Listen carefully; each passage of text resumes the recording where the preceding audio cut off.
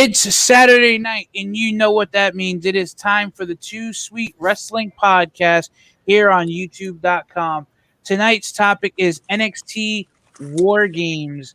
Now, who will War Games this Sunday night in NXT WarGames? Will it be the team Black and Gold, or will it be NXT 2.0? We are here to give our predictions.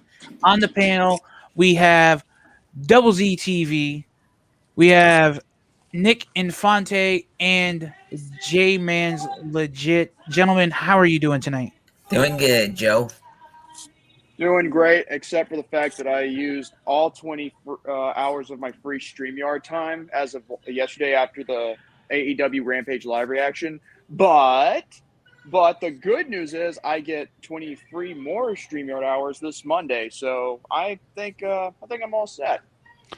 Hey, that's good news, brother. That's very good news. Oh, yeah. Zach, how are we doing tonight? I swear, after the way the last few weeks have been with freaking work and everything, I'm surprised I can even think straight at this point. I know that feeling. You and me both, buddy. Like, if it wasn't for freaking Taco Bell and a Mountain Dew Baja Blast in front of me, I would probably be passed out of my chair as we speak. You know what? I could use some Taco Bell right now, man. You know, you just get me hungry just thinking about it. It's like, forget G Fuel, we got Z Fuel right about now. Double Z Fuel. Damn right. ZTV Fuel. All right, so in the chat, how we doing tonight, guys? We have David 3000 and Amanda in the chat. How are we doing today, guys? Oh, and you even got the Stream Elements bot running. Yep. Even though that doesn't do anything. He's had that thing running for quite some time. I think he started running that like the first time he started the NXT 2.0 live reaction series thing. Yeah. So we have Tuesday was pretty good. I'm not gonna lie. Yeah, NXT this past Tuesday was pretty good. What was that, Jack? You use Nightbot, you said? Yeah, that's how I usually get all those commands that would usually pop up whenever I stream. Fantastic. I broke 500 followers. Oh, that's nice, Amanda. Ooh, 500 nice. on TikTok? Yeah. Woo. I was watching her TikToks last night. I bet you were watching them repetitively. Yeah, I was. I'm not going to lie. You sick freak. Long time no see, right at J-Man. David. So, guys, we have quite a few things to discuss tonight as far as NXT. So do you guys want to get right into the predictions? Sure. All right. So we have the first match of the 2021 NXT WarGames 2.0. We have you tried the new Taco Bell grilled cheese steak burrito? Yes, I have, and it is pretty good. Hey, It's Chris, what's going on? All right. I always wondered, you think you could ever, consider calling yourself the ring leader? Because that would be even more funnier. David's comment right there. Prediction: What Jordan is old. Prediction: Jordan is. Well, no shite, Sherlock.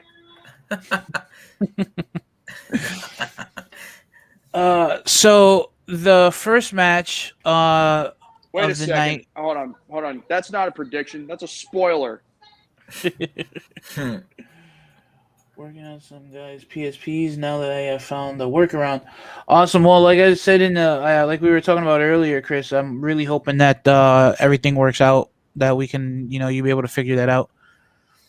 So the first match is probably not going to start off the show, but I put it the first match on the card to talk about, just because I think this is just like kind of just like a filler almost, kind of in a way. So we have hair versus hair. We have Cameron Grimes and Duke Hudson. These guys have been going at it over the last couple of weeks on NXT with poker matches and getting the one up on each other. It led actually the events of this match actually led up to was the aftermath of Duke actually cutting Grimes' hair and beard 3 weeks ago on NXT during the at the end of the poker match that they had. Oh my god, that freaking poker segment that was like not even worthy of the time to be watching on a wresling show. Yeah, it was like 15 Wait. minutes Hair too versus long. hair. Jordan does not have it. F you. Okay, what am I going to see? A match with Jordan versus David. I think So- Nick, you have enough hair for good trimming. Maybe you should have a hair versus hair match. Yeah, No. just give him. We'll give him an animal. We'll just give him 2 stripes down the side on each side of his head. Well, like you want to put Davy Crockett's little hat on his head? Wait, no, that was Hawk. Oh, Hawk! No, Hawk Oh. from I- LOD. If I Yeah, have 'cause Animal Hawk, had then Jordan's the got to be regular Animal. Yeah, Animal had the mohawk. That's right. I always get the 2 confused. Yeah, Wait, if I get to be what a Hawk? rush. Wait, if I'm Hawk, what a then- drug rush. No, wait. If I got to be Hawk, then Jordan's got to be Animal. Well, I actually got no problem with that. But anyway, continue, Joe. Sorry. Yeah, poker. I thought someone said polka.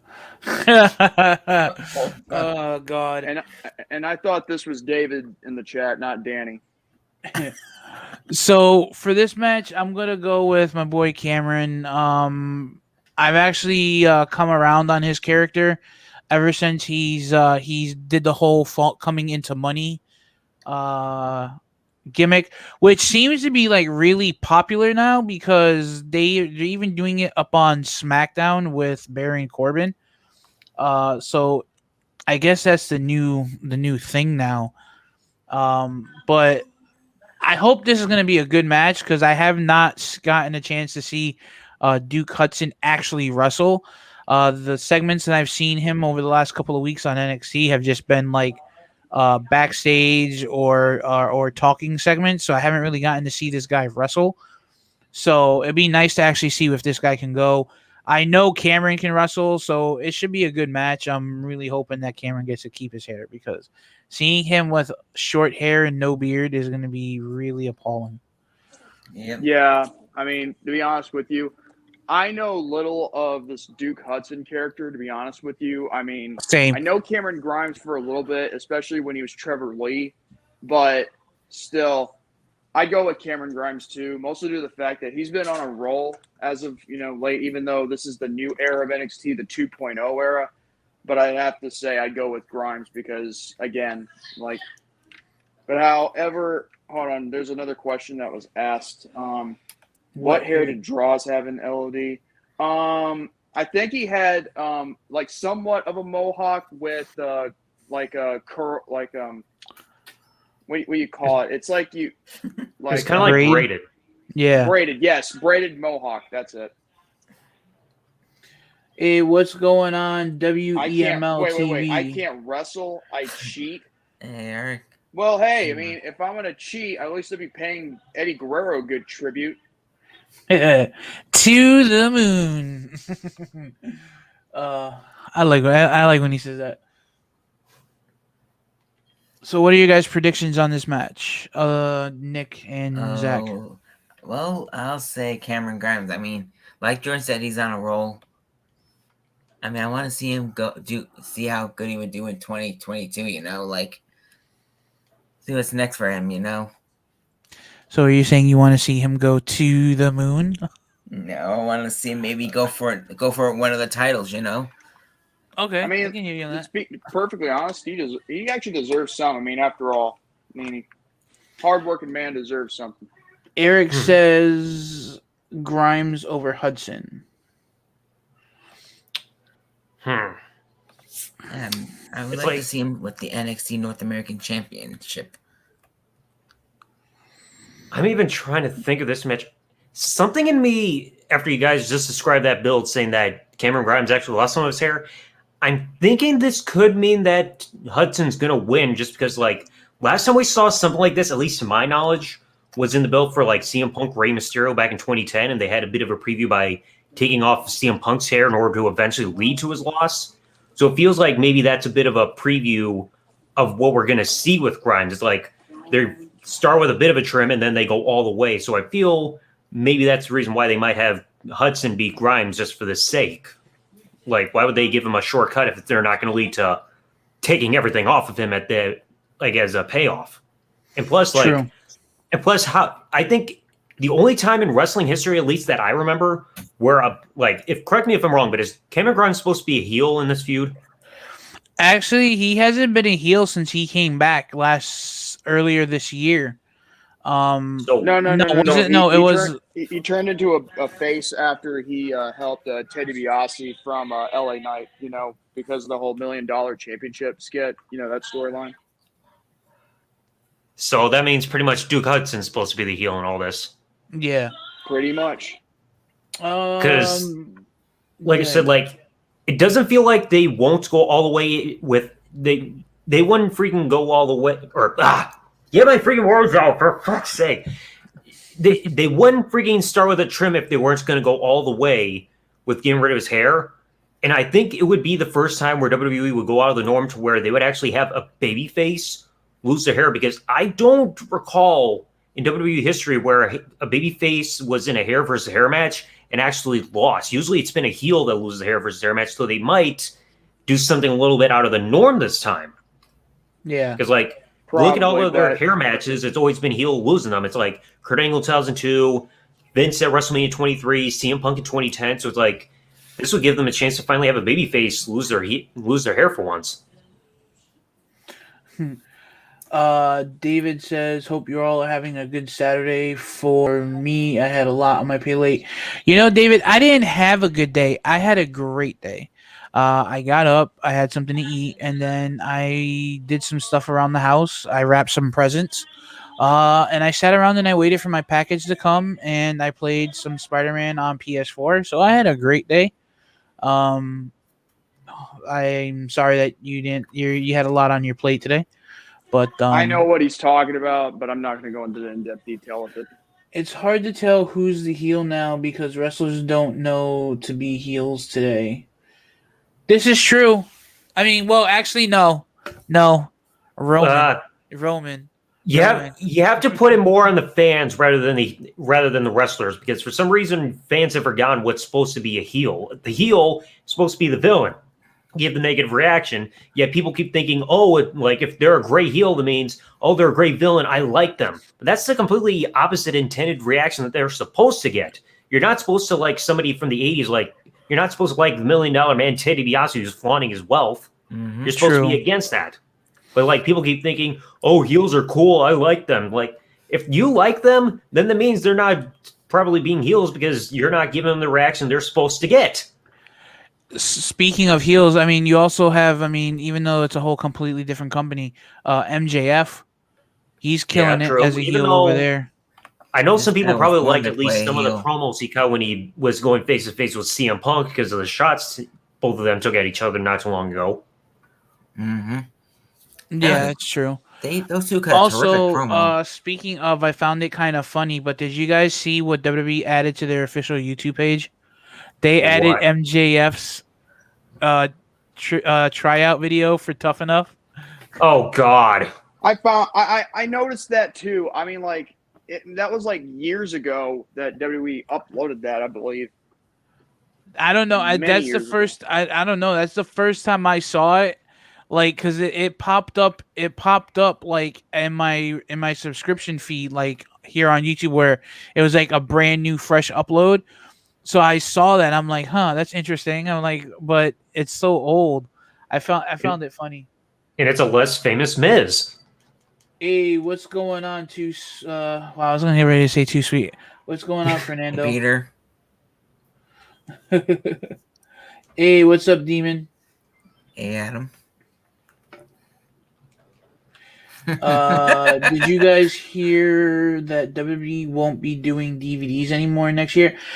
Yeah. I did hear that. The fucking neighborhood dogs, I swear. I did hear that. I have to say, well, I'm not going to say, I'm going to say it, but then I'm not going to say it because I know Zach still does it. But, who collects DVDs still? Everything has gone digital, especially with the network. You can. The only thing about having, how am I going to continue the WrestleMania DVD collection that I got in the other room? It's not a collection if they end it. I mean, you can still get DVDs on And websites, I'm still doing a collection of TNA pay-per-view DVDs when they were the 3-hour monthly ones. Yep. It's like WrestleMania is the only DVD collection that I actually actively seek. Otherwise, I'm gonna have to burn something on a DVD saying, "Hey, look, I got WrestleMania 38 on DVD, but I freaking burned it on a DVD, but it still counts. Fuck you guys!" Like, I don't want to have to resort to Yeah, that. you have to. I know, resort right? to torrents. That's the thing is like I when I heard that I'm like, it's kind of cool because I'm okay with that, and the only reason why I say I'm okay with that is because God, it's been so long. I think the last DVD I bought was a few years back, and it was the Owen Hart Heart of Gold DVD, and that was only because it was Walmart had the display because they were for WrestleMania. And I think it was like about 4 or 5 years ago. So that was the last time I bought a WWE DVD. So I mean, because everything, like I said, everything was available on the network. Yeah, it was edited and stuff, and certain things were taken out. So it was always nice to go back and have the original cut of everything. But I think it'd be better off having the VHSs of the old school pay-per-views, just because the fact that they can't go in and edit a VHS. They can go in and digitally alter a DVD and re-release it, but they can't do that on a VHS. But Exactly. Yeah, but at least with DVDs, it's easier to preserve the quality, Yeah. like image and everything. Because like VHS tapes are gonna wear out for a while. Like I got a blank VHS tape that I was watching, I think a few months or a year or so back, and that was when I recorded like an old TNA episode from 2010, and I freaking replayed in my dual player, and the freaking quality's gone to shit. And I haven't even freaking touched the damn thing. Which episode of 2010 was it? I think it was like the first one that they did when they were doing starting the whole wars, because I remember it was where Mick Foley made his debut. He couldn't enter the building or anything. This is probably the last wrestling-related Blu-ray ever owned. I know this ain't related, but I'll just ECW go ahead and unreleased. I'll tell you this right now, Zach.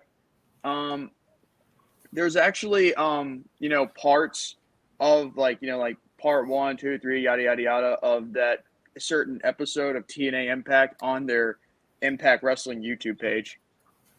Yeah, and I can also get it from like a torrent website because I know a good one. But I'm like, this is just reminding me back to when I used to freaking record wrestling on blank VHS tapes rather than having a DVR or anything.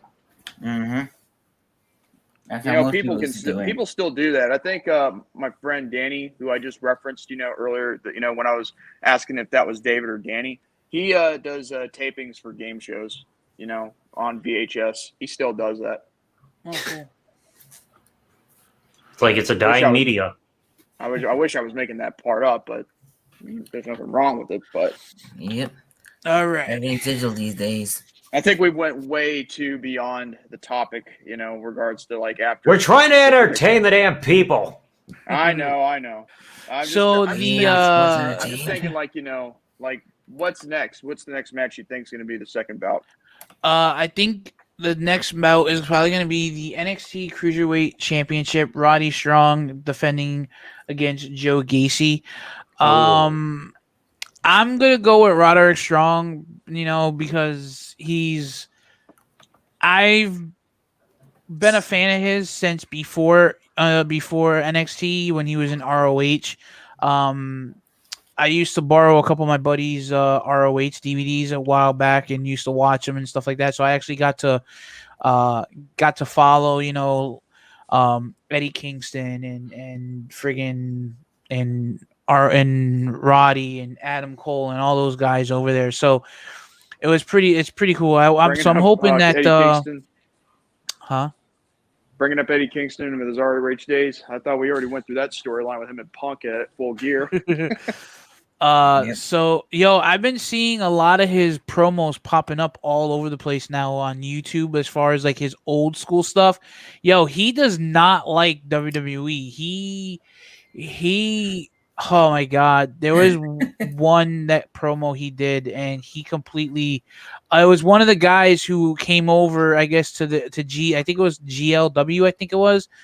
And there was one of the guys that wrestles over in NXT UK, and he completely destroyed him, and then sat on the floor next to him, and cut a promo about how he's an actor and all this, and how he has a steel rod in his neck and a plate in his ankle, because he's an actor or something like that. And he was like basically saying that, it's phony, it's fake, and things like that. Like, he got really hyped up about it. But anyway, I actually finally got to see this guy Joe Gacy wrestle. I kept hearing about him. So it was actually nice. I think this is going to be a good match. Mhm. I always like watching Roderick Strong wrestle. He's a great wrestler. He's great in the ring. He's got a lot of talent. I really wish that they didn't split the UE up and everybody left except for Yeah, him but and O'Reilly. Yeah, but you have to understand, sometimes when a faction, ends, they've got to go their own separate ways in order to build themselves Yeah. up as bigger and better I stars. don't think I there's think, anything beyond him being cruiserweight champion. I don't think there's anything beyond that for Roddy in NXT. If well, anything, they had chances. They had chances to put the NXT championship on him, but when they tried, they just, again, they didn't give him that, chance to prove himself. I think he had chances against Tommaso Ciampa when he was champion, but at the same time, they've had many opportunities, but they kept dropping the ball with him over and over and over, and that's what really boils down to why he's the current NXT Cruiserweight Champion.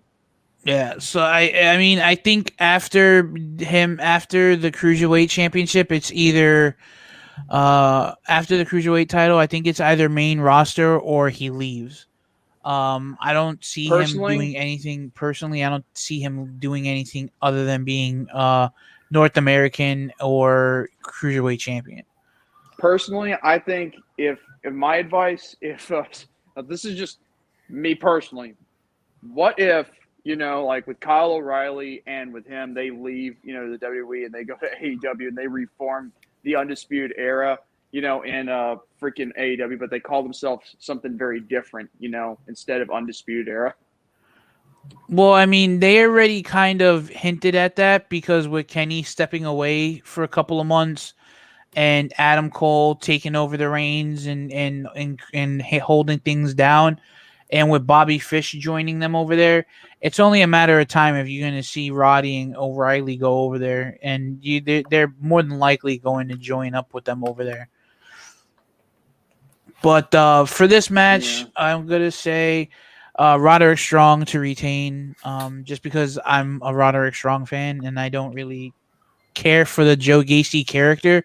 Kind of almost like a cult kind of character. I don't get it, but It's that's funny my you prediction. say that. It's funny you mentioned that. I was talking to a friend of mine yesterday, that basically, because I know nothing of Joe Gacy myself either.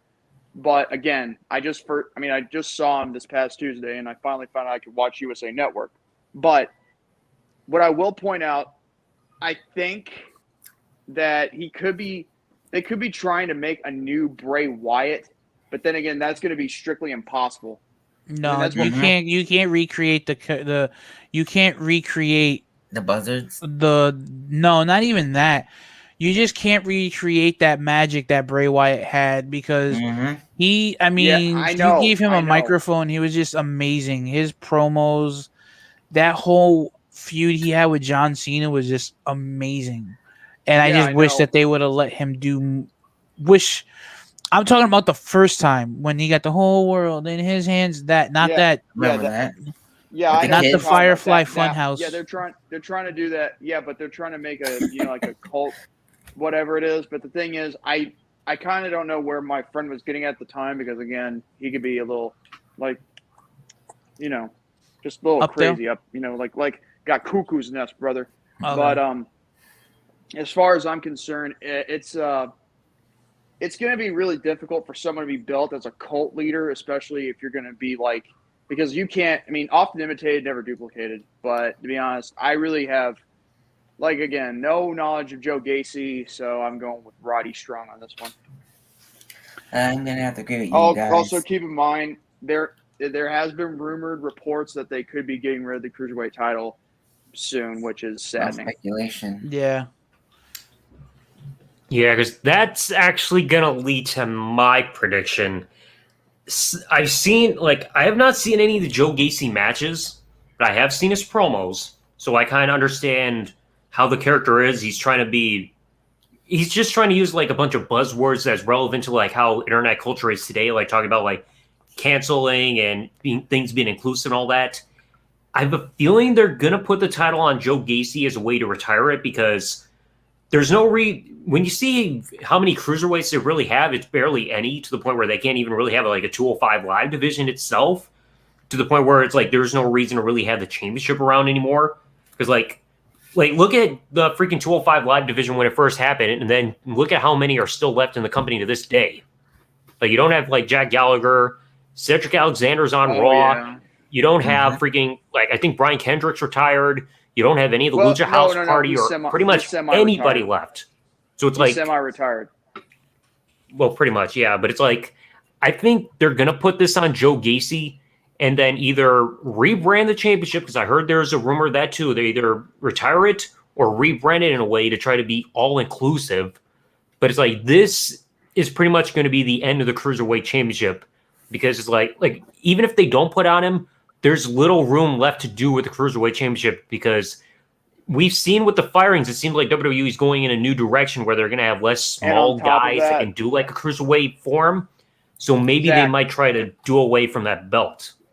And Zach, you're also forgetting another thing. On top of that, since 205 Live, it's like become a secondary show to NXT. But however, the thing is, it's not exclusive to cruiserweights as much anymore, because they're also putting women in there too, and there's not even a women's cruiserweight division in there. So again, it's like the Sunday Night Heat we don't want. It's like, if they're gonna go against the rules, like, of the basically with the championship in terms of like weight division compared to like kind of like what NXT or TNA did with the X division, or even when WWE had the old cruiserweight championship, because like look at 2003 for example with the cruiserweight title. You had the whole storyline where Matt Hardy was working his ass off to get below the weight limit in order to be able to compete for the championship. That championship actually had rules for it, but it's like, if they're possibly put on Joe Gacy, they're going to completely go against the rules, so what will be the point of having the championship any further?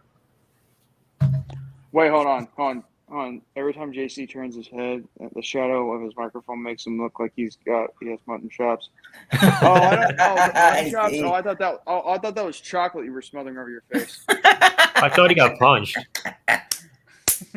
Punch drunk.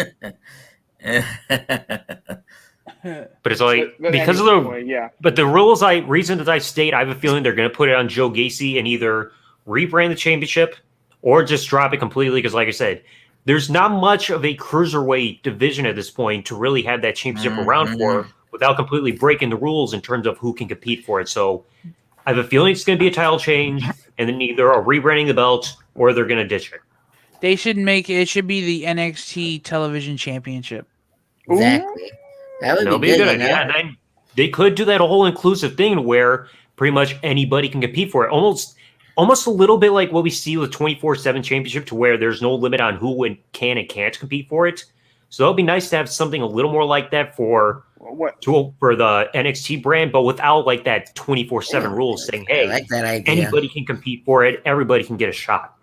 Wait a second. 205 Live is now a developmental show for NXT or for their show. I wouldn't say it's a developmental show. That's kind. I mean, like, to be honest, the real answer is the fact that it's just it's just a minor show in comparison to the NXT product. And how many characters do you really have on 205 Live? Like, people are more known for what they do in the ring rather than having much of a character, other than the fact that, hey, I'm somebody who can do a flip. A flippy shit. It's such good flippy shit. It's such good shit. So what do you what about your guys' prediction? I'm gonna say Roderick's not strong. Okay. Roderick's not strong. Oh, that's funny. I remember when he used to be the master of the backbreaker, but nowadays he's not being the man who he once was. Ever since ever since he joined the Undisputed Era, and since he left, and since it devolved, it's been freaking asinine at this point for him. The guy was great with Generation X and ROH with Alex Shelley, Austin Aries, and Jack Evans. Yeah. What about you, Zach? What's your prediction? Like I said, it's going to be Joe Gacy, and they're either going to rebrand the championship or ditch it all together. Because, like I said, not much of a cruiserweight division of sorts really left to really keep the championship around for. Or they can keep it on Roderick Strong and just rebrand it anyway. But it's I just feel like I kind of understand a little bit of how Joe Gacy's character is, mainly because of seeing, hearing the stuff he says and seeing how relevant it is with internet culture. So it feels like they're trying to build him and this character up because of how much screen time and focus they're really giving him. It feels like they're trying to make a new star, and that could be a good launching point for him. Because, you give him this Cruiserweight Championship and then do one of the things I mentioned, it could be another way to kind of help propel him afterwards, seeing what they've been doing with him so far. It's kind of weird. I just figured this out that I'm surprised they don't, bring the WWE version of the Cruiserweight Championship back, because it would give, Dominic Mysterio a reason to go after, because I just looked at his weight, and it turns out he's 200 pounds and he's 6'1". He could have been a great addition for the Cruiserweight division for 205 Live, and maybe his father too, because they could have helped bring it back to to prominence. But true. So let's keep this a train of going. Because Rey Mysterio is the the guy who was really the man when it came to the Cruiserweight division. Yep. When in WCW and in WWE. Of course, with him, Eddie, Benoit, Malenko. More in WCW than WWE, because he didn't really spend a whole lot of time going for the Cruiserweight Championship, except for a few month period in 2003. Oh, he went for it for in 2004 too. So. Well, yeah, but nobody really remembers that unless you remember match that he had against Jamie Noble, or the quadrillion matches he had freaking against Chavo Guerrero. Chavo Guerrero. Hey, listen, I kind of. Kerwin White. Against Kerwin White. That was a terrible gimmick. I don't understand what was the point of that gimmick in the first place. But hey, at least we got to see young Dolph Ziggler. He didn't want to be Mexican anymore. It's that simple. But hey, at least we got to see young Dolph Ziggler. Spirit Squad. Oh God. Back when he was a caddy first. Call him by his real name, Dominic Guerrero. Oh my God. What? I'm your papi. I'm your papi. Alrighty. So we're going to go ahead. We're going to keep this going. We're going to go into our next match, which I want to believe is going to be the Women's WarGames match. We have Raquel Gonzalez, Io Shirai, Cora Jade, and Kaylee Ray versus Dakota Kai and Toxic Attraction. Oh my God. A part of me wants to say that Dakota and Toxic are going to win this one. As a faction, Toxic Attraction have been killing it, and Dakota has actually, done a complete 180 as far as her in-ring and her character, since turning on Raquel. And on top of that too, if you go back and you look at all the past WarGames matches, the WarGames matches have always gone to the factions. The Undisputed Era, with the exception of tomorrow night, have been in every single WarGames, and they've won every single WarGames. Oh my God, that right there is a travesty that they're not going to be there for. Yeah, WarGames. so I'm gonna go. Yeah. My prediction is going to be Dakota and Toxic Attraction. Same here, because they just won the NXT Women's and NXT Women's tag team belts, so there's no point in killing their momentum, this early when they're already on a roll as it is. I would have to agree with you guys. Toxic Attraction, I mean, they got good momentum going ahead of them in NXT, and I want to see how it's going to carry into 2022, Yeah, they're definitely going to carry it. They're definitely going to carry the women's division into 2022 and dominate the better part of 2022 as well. They definitely have the momentum. They have the titles. So let's see what happens. Zach, Jordan, you're... I already gave my prediction. Okay, yes, you did. I'm sorry. It's all right. Zach? I think this is finally one where we're all agreeing on one now. I gotta agree also Dakota Kai and Toxic Attraction. The only way I would see the other team winning is if they try to set somebody up to be a future challenger for Mandy Rose for the championship. But it's like if you got Dakota Kai and Toxic Attraction as like a dominant team right now leading into this, you got the champions and everything on one team. You gotta keep that going. Like if they're really on a wave of momentum, and like Joe just said, saying that like Dakota Kai is having a complete 180. Why not just have the heels win and just keep dominating to eventually leave for baby faces to try to go after them? Exactly. Finally, we're all in agreement on something. Holy shit. We agreed on the first match. No, we didn't. We did. Yeah, we did. I'm the one we that all said said Duke Hudson beats Cameron Grimes. Oh, you did? Oh yeah. Oh, I thought you said Cameron. Yeah, that's right. Joe. Keep. Because saying like that's why, because I was asking about who was babyface and everything, and thinking that we could finally see a babyface lose a hair match for the first time in WWE history. Yeah, make sure you get your facts straight, Joe. Shut up, Jordan. How dare your memory slip? You got too much pussy on your mind. You're forgetting everything now. I mean, I'm just thinking because we're all gonna win tomorrow night with that women's match. Yeah. Get your tissues ready. Mandy Rose looks good. Even if she didn't have that muscle, she still would be fine as hell. Mm-hmm. Let her manhandle me any day. First match, drum roll. Or one man handle me any day. All right. So the next match is going to be the NXT Tag Team Championships championship match. This is a match that I'm actually looking forward to because I'm a Cole. I was gonna say Cole. I'm an O'Reilly fan. I also like Imperium as well. And I got a question. Speaking of Imperium, where the hell is Walter? I haven't seen him. I mean, I know NXT UK closed up because of COVID and everything like that. And I could have swore, didn't he come over to the States a while back? I think he did. He was there for like a week or two, and then you haven't seen him since. Like, I don't know, man, but outside of Von Wagner, I don't know. This guy he's just like, I mean, no offense, but this guy is as generic as they come. Like, he has no personality whatsoever. Mm-hmm. And he has no character whatsoever. And his dad was a wrestler as well. Like, he's a My Fisher Price first wrestler. Like, you know what I mean? Like, or generic creator wrestler.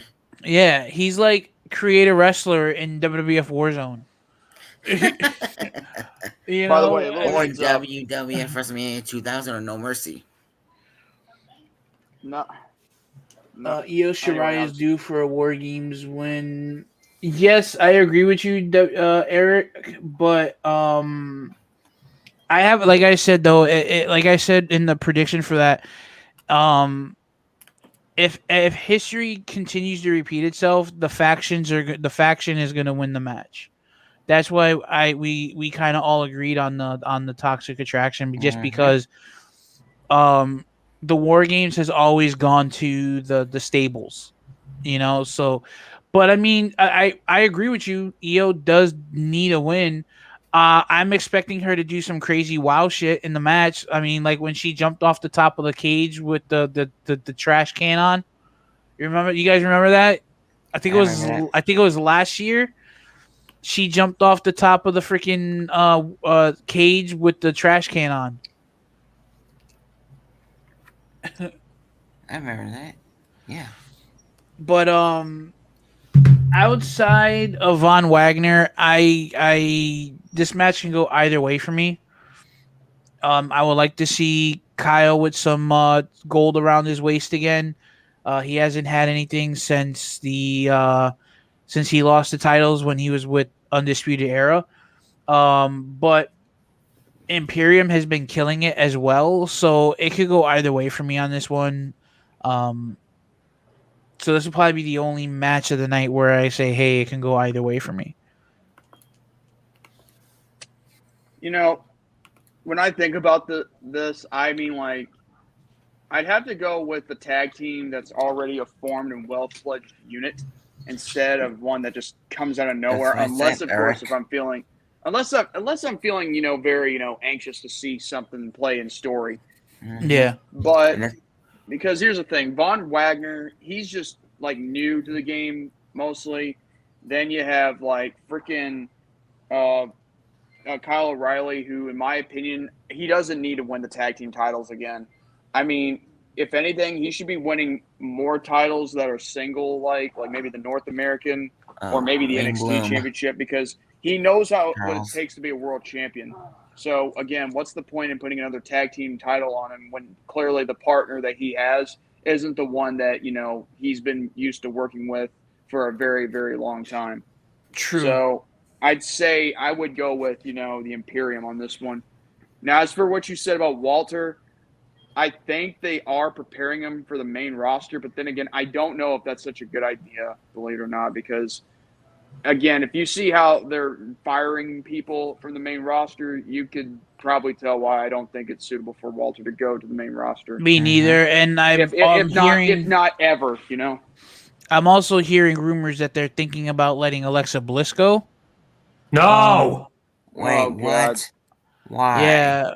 Well, because the thing is, ever since they let the Fiend go, and she had that match with Charlotte where she ripped apart the doll, she hasn't really been seen on TV. I think she had some kind of cosmetic surgery, like for sinuses or something, since then. Well, yeah, and the thing is that she's also, she had to change. I was watching a video of this on YouTube. She had to actually change. WWE had to change the way that they booked her in matches because she was getting concussed a lot. So they had to change the way that they booked her in matches. They had to kind of book her the safe way as to why they went the whole with the gimmick that they did with the demonic possession kind of thing.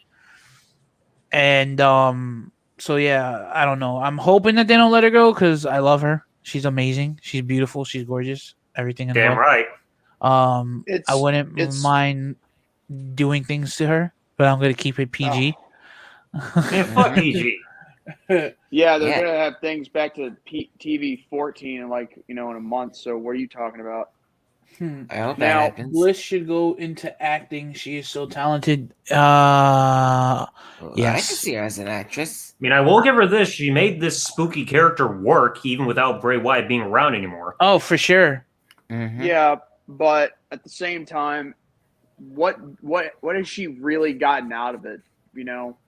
But as far as She's I'm gotten a concerned, doll. if you're gonna protect yourself, like from getting concussions, A then doll. you gotta learn.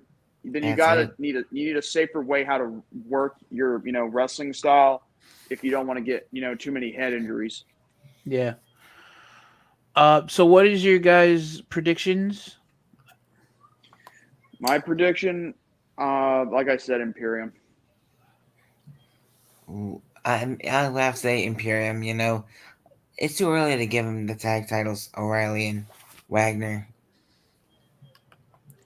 I just don't see them as a fitting tag team in my head. And plus, why give the belts to Kyle O'Reilly and a tag team partner that he's not familiar with working with for a very long time? I mean, if it was Bobby Fish, yes, I would say Kyle O'Reilly and his tag team partner, because they were Red Dragon. Eric in the chat says Imperium retains. I agree with that. And Yeah, I also And got to Von say Wagner? Imperium because I have no clue who Von Wackoff is or whoever the Oh, I hell know it is he that is. Kyle O'Reilly Von teamed up Wagner. with. his dad's a wrestler. Hey. I have no clue who Kyle Double O'Reilly's Z. partner is. I've never heard his name before. I Double can't even Z. find anything about him Know on who his father Wikipedia or is? anything. So keep it on Imperium for all I care. Wait, you know who his father is? Hey, that's 2 for 2. Wait, you know who his father is? His father used to be a part of a tag team called the Beverly Brothers in the early 90s WWF. Oh! Well, that's Wayne Bloom's kid. Don't even know who they are. Nobody knew who the Yeah. Beverly Brothers were because they were practically twins. Even freaking Vince on commentary couldn't tell them apart. Oh, it's one Beverly brother and another Beverly brother. And they used to what a wrestle in maneuver! AWA as the Yeah, as you the got Eric in Destruction the Crew. chat laughing when you said Von Whack Off, Jack Yeah. Off. Before that, they were a Stack tag Off. team in American Wrestling Association as a Destruction Crew. And they both worked WCW in the late 90s.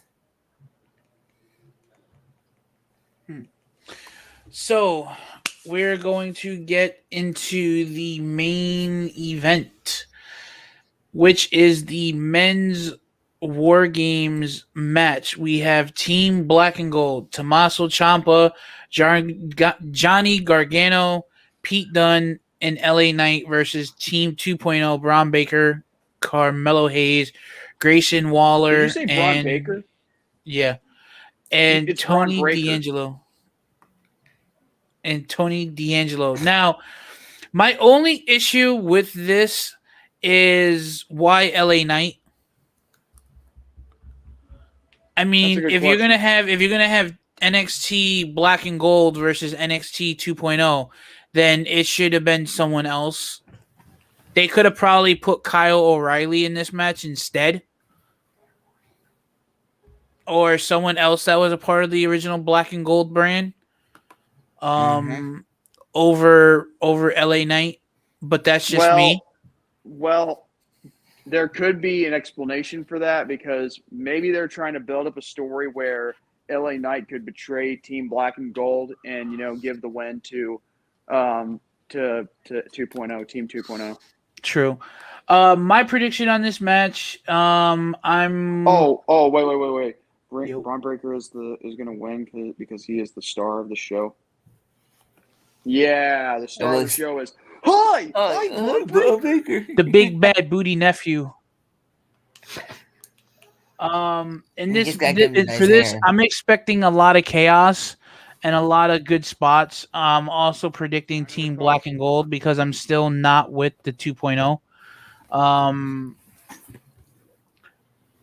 Because I gotta give my boys Ciampa. I gotta give my boys the DIY. Okay, the DIY. I gotta give them props. This is the first time they this is the first time they've teamed together in a long time. Exactly. So I'm looking forward to it. So I'm gonna go with Black and Gold. It'll be nice if they come out in Black and Gold entire. That'll be fire. Yep.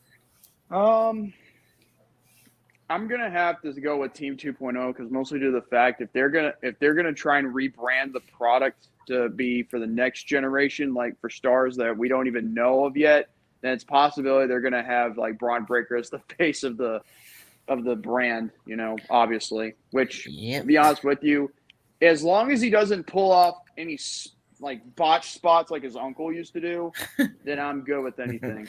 But I know he did that botch spot on purpose at Halloween Havoc. There's no denying that. Yeah, Jordan, you'll be hearing, "Hi, I'm Braun Breaker." Every time the show starts. we won't be hearing that. I think we'll be hearing, "All you white trash and rednecks up in Orlando." Will he be giving us a math lesson? Yes. Telling us his first. He's gonna be yelling at people because they're fat. He's fat. I'll make him bleed. And he doesn't show no sympathy. You take my 33% against their 23%, and what you got is a mathematical. And I'm like, if you don't sit your steroid ass down, and he gives no sympathy for anyone. Will drastically go down. Yeah, and Braun Breaker gives no sympathy for anyone. This guy right here in the top left corner, Joe. Call him for who he is, and that's Sloppy Joe. When his son of JC was actually a half breed when confronting Scott Steiner.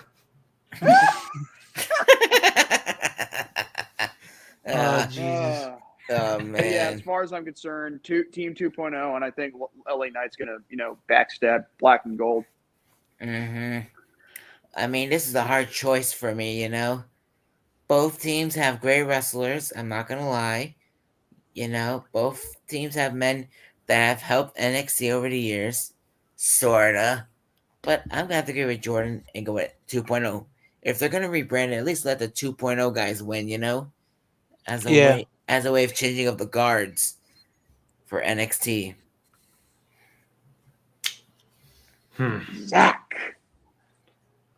I also gotta agree, it's gotta be Team 2.0 because, since Braun Breaker did not win the championship from Ciampa last time they went against each other, it feels like they're gonna use this as an opportunity to still keep building him up to eventually become NXT champion. So this is a way of kind of getting his win back in a way against Ciampa. And plus, we gotta remember, I think Gargano is probably gonna be gone after this because he signed a temporary extension just to work this show. So this could also be a way to write Gargano out of the company if he's not signing a new contract after this. So they're probably going to do some way to get rid of Gargano in the match at the end, whether it be an injury or him taking the fall. But Team 2.0 is going to win, and they're going to use this to get Braun Breaker another shot at the championship to eventually go on to be the top guy of the division. Hey, Zach, hang on a second, man. Listen to this. Imagine Scott Steiner and MJF in a promo war. Wow. That'd be getting some serious ratings. Oh, MJF would eat him alive. Actually, when you think about it, Scott Steiner may not be the kind of person who may not look much, but he is a loose cannon. So let's not underestimate his ability. Oh, hell yeah. However, as far as I'm concerned, it's kind of funny how people would, back in the day, they used to bash Scott Steiner's run in TNA, but now when they look back on it, no, they don't seem to, bash it as much anymore. They just give it somewhat praise because of all the memories he did, which are now become memes and funny things for trolls to use. So, again, it's not as bad as everyone thinks it is. I'll read this one. Imagine if Big Papa Pump and Ahmed Johnson had a promo off. Oh, God. We would need subtitles for that, to be honest. Especially for Ahmed Johnson, who talked like mush-mouthed. Oh my god, I would be like, I'd just be sitting there and be like I would just be in the corner just like this. I'm like, what am I watching? Yeah, you have to have subtitles. Yeah, like I said. I mean, listen to the WF Warzone game. You remember that when he used to cut the promo with like,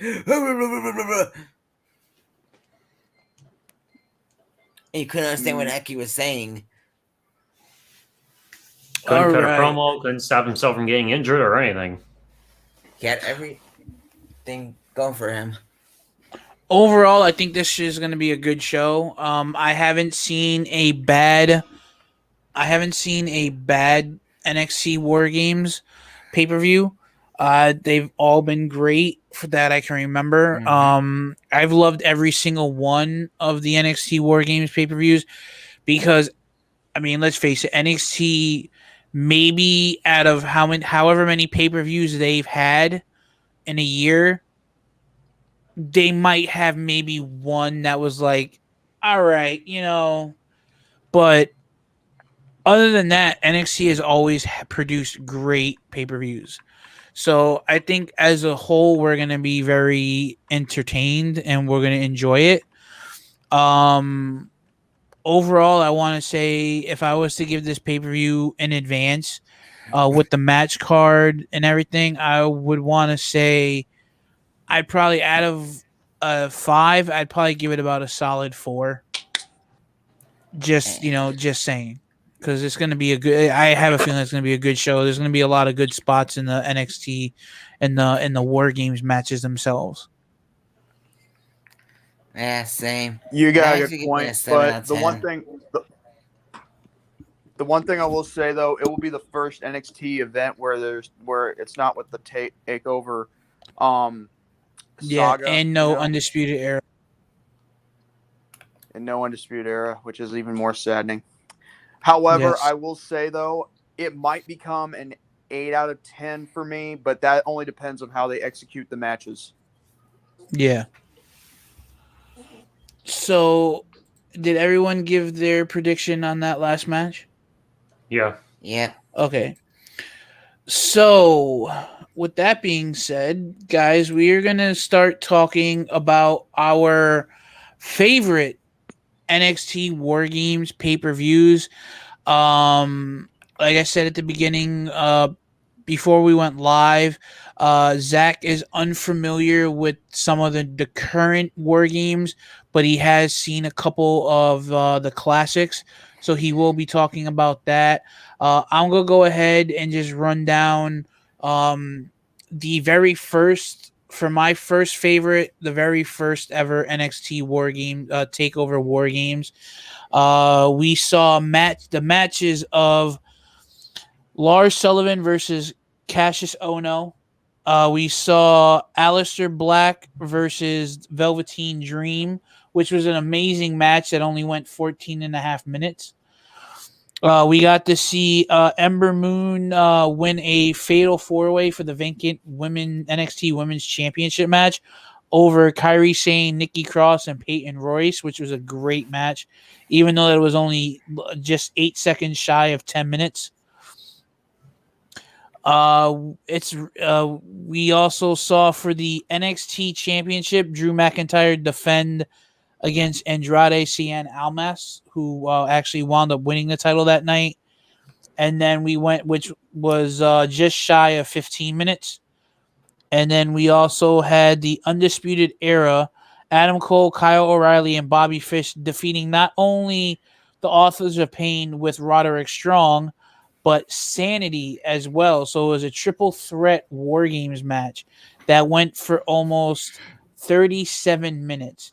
I remember watching that and when it first went on pay-per-view, and then I remember and then when I was watching it the other day, and I will say this, that match is still enjoyable. It's still entertaining. Mhm. All the stuff that they did in that match, crazy. There was one spot where I believe it was Roderick Strong suplexed Adam Cole off the top of the cage onto the other members of the match, and the crowd went crazy.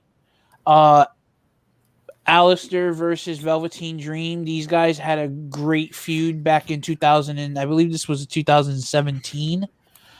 Let's go back. Let me just double check. Yes, 2017. So they had a great feud. I want to say it lasted about 2-3 months. Really a shame that Velveteen never got that call up, because he was definitely in the early days of NXT, he was definitely over. He definitely had the popularity. The fans were behind him. I just don't understand why Vince never pulled the plug on him and had him come up. But I know that he had some stuff go down behind the scenes that took place with a revealing images of himself to a female. So I think that was what led to him getting let go, on top of budget cuts. But that is my first favorite. One of my first favorite NXT War Games was the very first one. Just had so much great build going into it. Had so much hype, and I remember watching William Regal come out, and he's yelling at the top of his lungs about getting ready to tell everyone that we're going to see Sanity, AOP, and Roderick Strong in the Undisputed Era. I remember watching that promo like it was yesterday, and he come out just irate, saying that they're going to face each other in War Games, and the crowd just went crazy. So that's one of my favorites. How about you guys? What was one of your favorite NXT Takeover War Games? Well, I know we're talking about NXT, but can I also include WCW as well? If you want, yes. Yeah, I think I'm more familiar with the ones from WCW when they used to have them on the Fall Brawl. Okay, I have to say the 96 one from 1996, Fall Brawl 96, is where you kind of see where you had the NWO take on WCW, and where Sting walks out after everyone thought he turned on them, but it turns out Yep, they had an I remember imposter. that. And he goes, "Is that enough proof for you?" and then he just walks out. And I think it was at that moment that was the kind of the slow rise of the black and white Sting. Yep. And the last time you saw Sting with his similar face paint was on the October 21st Nitro, where he had the white face paint, like when he had a surfer gimmick. Yep. The white face paint, and he fought like the fake Sting, and then he said nothing for sure or something about the real Sting's not in their price range, because he said he was a free agent. So I remember that. plus, you also had a WWE World Tag Team match between Harlem Heat and the Nasty Boys. Sweet. You had Rey Mysterio defending his title against Super Callow. I remember that. And then you had Conan wrestling Juventud Guerrera for the AAA Heavyweight Champion. I think I remember that match. You had Benoit versus Jericho. The Giant versus Savage. Hey, you said Benoit versus Jericho, right? Yeah, that was Fall 96. I'm surprised nobody said may the best Chris win. They probably did at that pay-per-view. They probably did. Yep. Yeah, well, I remember Scott Hall saying, like, may the best Jeff win when it came down to Jeff Jarrett versus Jeff Hardy on their first 3-hour pay-per-view Victory Road 04. Yeah, and the first match was Diamond Dallas Page versus Guerrero. Second match was Ice Train versus Norton, because of course they kind of split up, I believe. Yep. So I would have to say 96 and 97 would have to be there, because the 97 version was Horseman versus NWO. Yeah. And that was the one, if I'm not mistaken, I think that was the one where they slammed Ric Flair's head in the door or something like that. I think that was.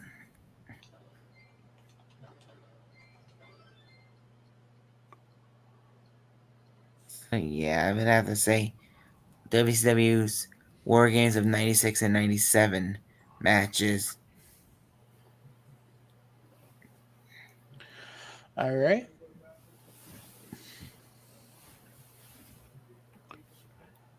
What about you, Jordan, or you, Zach?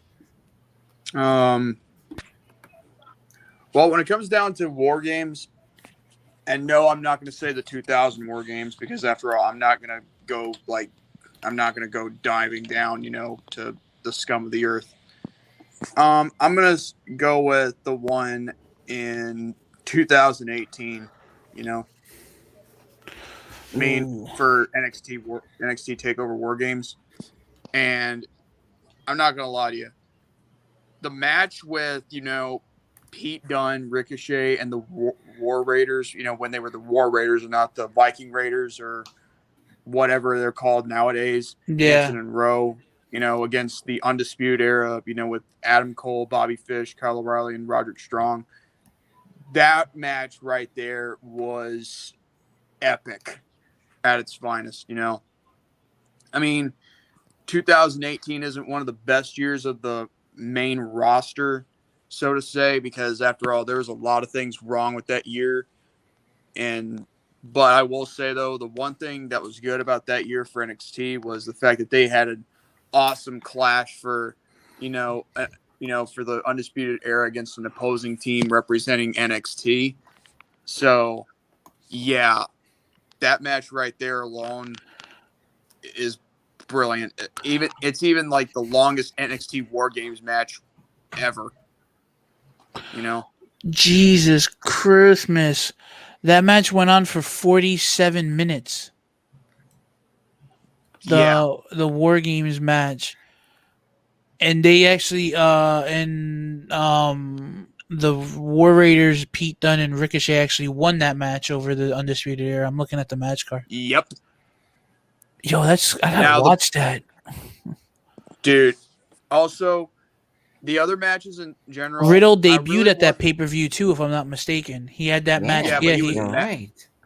but he was Matt Riddle, Yeah. before Vince decided to shorten it like the prick that he is. Well, they shortened But it for a however- reason because he was having something going on outside the WWE, and they changed it from Matt Riddle to just Riddle.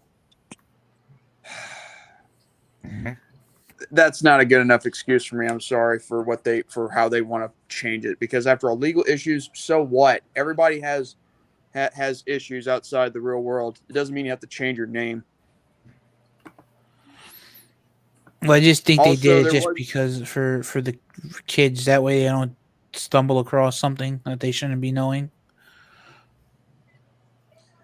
More or People are less. going to still look up Riddle no matter what, and when you see it, they're going to see Matt Riddle's name. It's still there. True. Mm-hmm. Anyway, there was a great match between Aleister Black versus Johnny Gargano. This was Yep. I think Gargano's first takeover as a heel, and Aleister Black pretty much got payback for the even though he was taken out of the NXT title match that was supposed to be a triple threat, but then later turned to 1-on-1 because Aleister was unable to compete.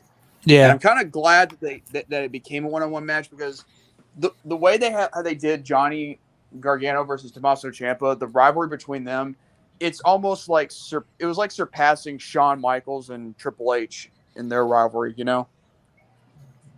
That's just how I believe, in NXT standards.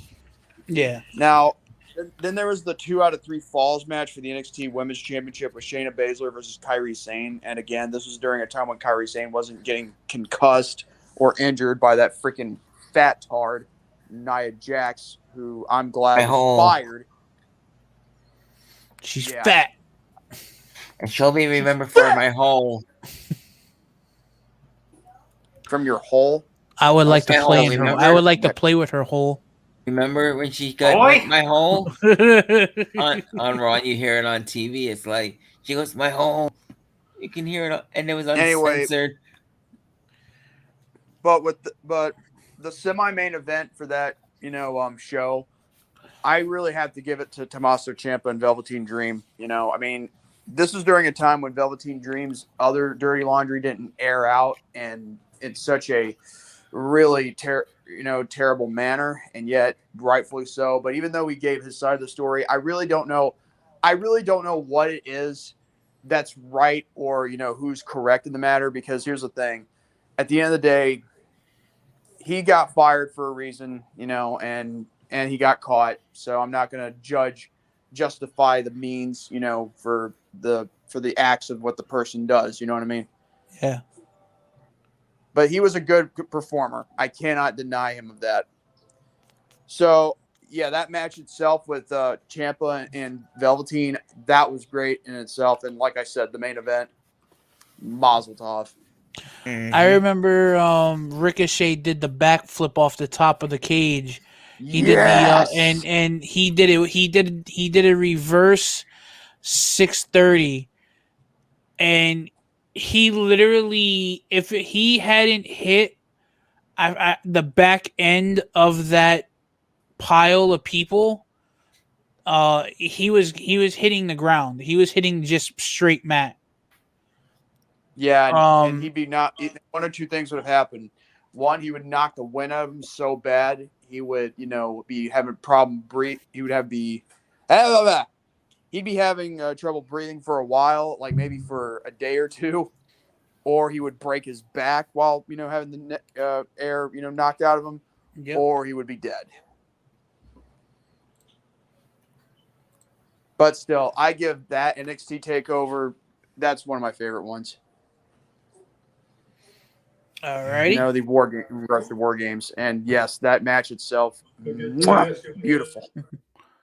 Exactly. Zach, how about you? Yeah, like I said, I don't know. I've never seen any of the NXT War Games shows. The only, I guess this will be the part where I bring up the only War Games matches I've seen in general, and one of them is a good example why it's a good thing we don't have the structure that we had back in the day. I've seen 2 War Games matches my entire life so far. and hopefully I get to see more. In fact, one of these I actually want to rewatch. One of them was one from the Great American Bash in 1989, which was Road Warriors, Midnight Express, and Dr. Death Steve Williams against Fabulous Freebirds and Samoa SWAT team. I think there was one spot in there. I can't remember who took it, but I remember one of the Road Warriors actually did like this gorilla press slam, I think, to one of the Freebirds, just constantly pressing them between on his shoulders and then that top of the roof of the cage just because of how low it was. So like that was actually an impressive visual. Like press, boom. And the only other one I saw, and I actually had to look this up because I remember this spot so vividly, Wrestle War 1991, where the main event was the Four Horsemen being Ric Flair, Barry Windham, Sid Vicious, and Larry Zbyszko against Sting, Pillman, and the Steiner brothers. And the only reason you all probably remember this match, and this is a good reason why they don't have the structure with the roof this time, was because of that botched powerbomb that Sid did to Brian Pillman that landed awkwardly because he couldn't get enough height because that roof was right above his head. And then, of course, Brian Pillman just got completely knocked out legitimately, just completely landing on the ground. And I think that was like how they ended the match. And the only thing I even remember afterwards was like El Gigante, later known as Giant Gonzalez, having to throw in the freaking towel on his behalf because I think it was true. I think Pillman was actually legitimately injured and knocked out because of that botched powerbomb. Because when you have a roof that freaking low, especially on somebody as tall as Sid, he's not going to be able to do a whole lot of moves without hitting something on the back end. Yeah. Mm-hmm. But it's like those are like my only experiences with war games. Like, unfortunately, it had to be the old school stuff because I have not seen anything from like the NXT War Games matches or stuff or anything. But those are definitely two good war games, at least in retrospect.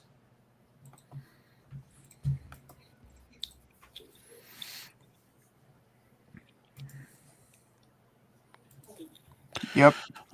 All right. So I'm gonna go ahead and I'm gonna give my second favorite NXT, which is NXT Takeover War Games, which is 2019. We saw the first ever women's War Games match. We saw Rhea Ripley, Candice LeRae, Tegan Nox, and Dakota Kai versus defeat Team Baszler, Shayna Baszler, Bianca Belair, Io Shirai, and Kaylee Ray. This was the night that Dakota Kai turned on her teammates and became heel. That match went on for almost 28 minutes and was an amazing match. Which is funny because the next night at Survivor Series, Rhea Ripley participated in the Survivor Series match for Team NXT. I think it was, which was a great match, by the way, too. But this match was great. Had a lot of good action. I think if I'm not mistaken, I think this was the one where Io flew off the top of the cage with the trash can on her head. We then saw also triple threat match to determine the number one contender for the NXT Championship at Survivor Series. We saw Pete Dunne defeat Damian Priest and Killian Dane, which was a phenomenal triple threat match. I thought I enjoyed that. And, whenever you get Pete Dunne in a match, you know it's going to be good. That match went just 4 seconds shy of the 20-minute mark. We also saw Finn Balor defeat Matt Riddle in 14 and a half minutes. And then the main event was Team Ciampa, Tommaso Ciampa, Keith Lee, Dominic Dijakovic, and Kevin Owens versus the Undisputed Era. Another great match. I remember watching this with a couple buddies, and I was just like in awe. Man, it's just so weird, just talking about these matches with the Undisputed Era, and they're not going to be there tomorrow night. It's just weird to me. But this was a good match. You had Lee and Dijakovic up to bright up and coming NXT guys. Which I just wish they would have did something with Keith Lee. I just know he couldn't stay healthy. And I remember Keith Lee being the talk of the town the following night at Survivor Series. Yeah, because he was one of the final yeah, men it was in the him and Survivor Roman. Series match. Him and Roman. To be honest were the with final you, two. I'm not gonna lie. It's kind of a good thing they didn't win the match because they were trying to build a learning experience for him to become even more better than that match to try and become better. But unfortunately, it didn't work out the way they planned, and yet he still got fired. So yeah. So this was my second favorite. I loved it. I loved like I said, I loved every single one, but this was one of them that I really enjoyed because it was the first ever women's War Games match. So just a lot of good action, a lot of great matches. We had a pre-show match, which is Angel Garza versus Isaiah Swerve Scott. Two young up and comers as well, which is funny. Isaiah Swerve Scott's not even part of the WWE anymore, but still. Excuse me. But yeah, so this is my second favorite. How about you guys? I think I mentioned it before. I have to say 97 Okay. from WCW Fall Brawl 97. Hey, Jester and Chains, how's it going, buddy?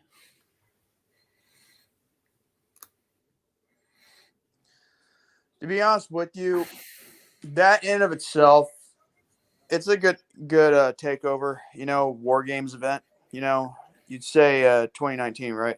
Yeah. Okay.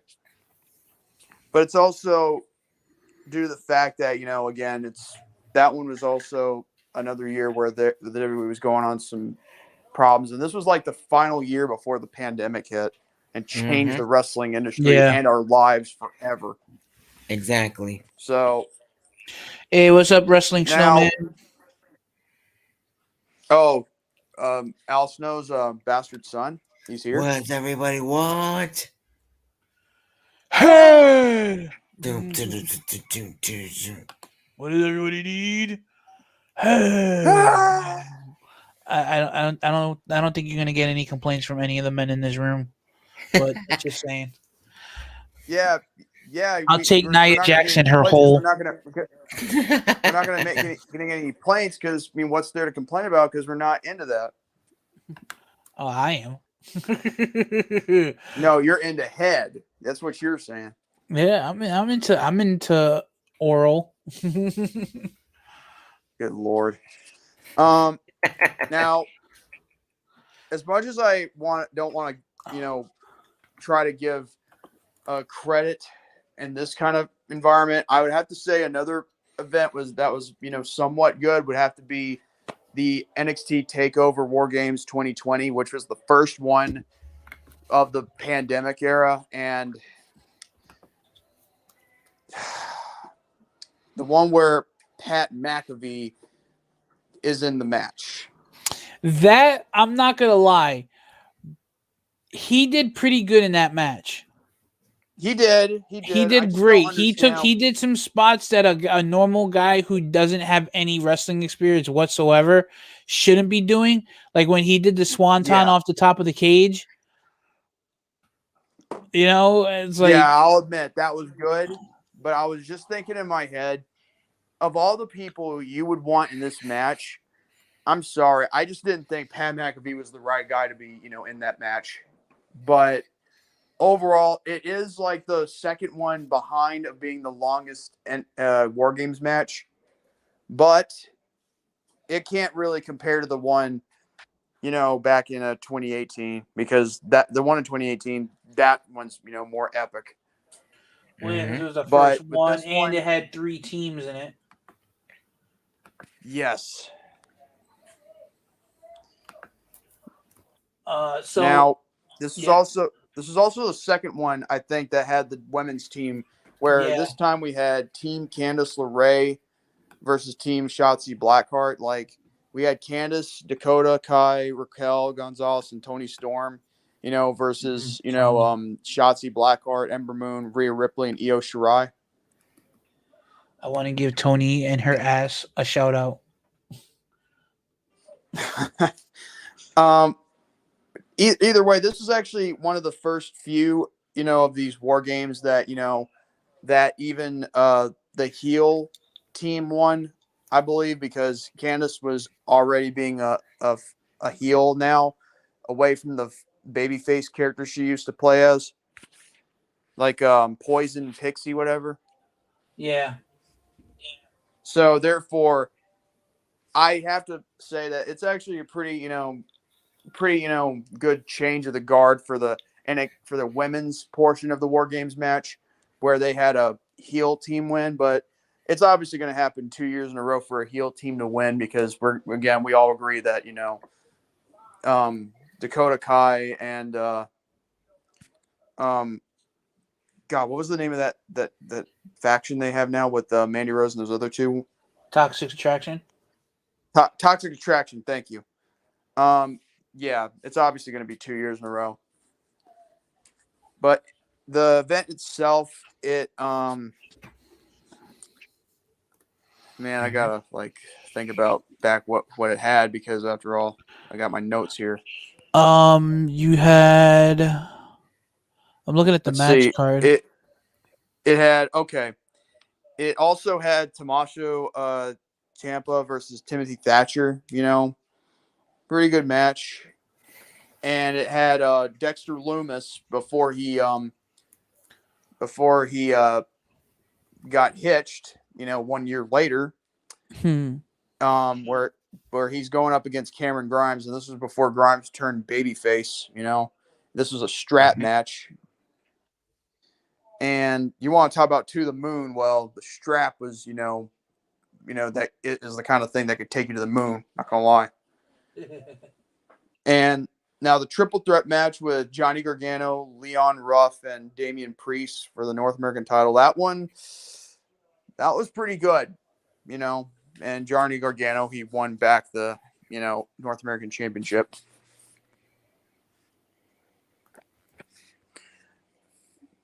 I mean, it wasn't usually one of the takeovers that are usually talked about because there's no crowd this time. Yeah. But I will say, though, it is pretty notable for the one where, the main event of that match was, again, almost broken the record of 2018's War Games match, but it didn't. And I'm thinking rightfully so, because, again, Undisputed Era, in that other, in the, Pete Dunne, Ricochet, and War Raiders. Yeah. Oh, no, that one. No, the other. The one I consider that's my personal favorite. Okay. With the one with Pete Dunne, Ricochet, and the War Raiders versus the Undisputed Era. That's my personal favorite.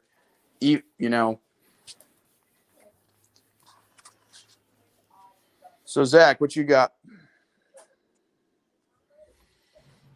I got Taco Bell. That's what I got. I'm about to get Taco Bell myself, man. Quit testing me. Do you have a final? I have to think outside of Tony Storm's buns. I like to play inside her buns. Don't we all, Joe? Don't we all? I want to butter her biscuits. Mm-hmm. Flap her jacks. Flap her jacks. Clap them cheeks and break her back. Mm-hmm.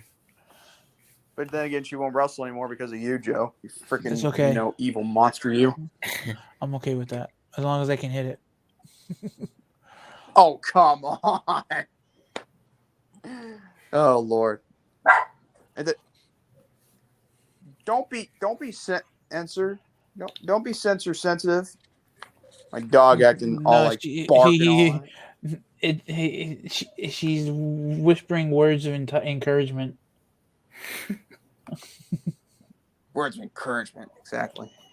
Basically what your dog is saying is let him clap them cheeks. Let Joe clap Tony Storm's cheeks. All right.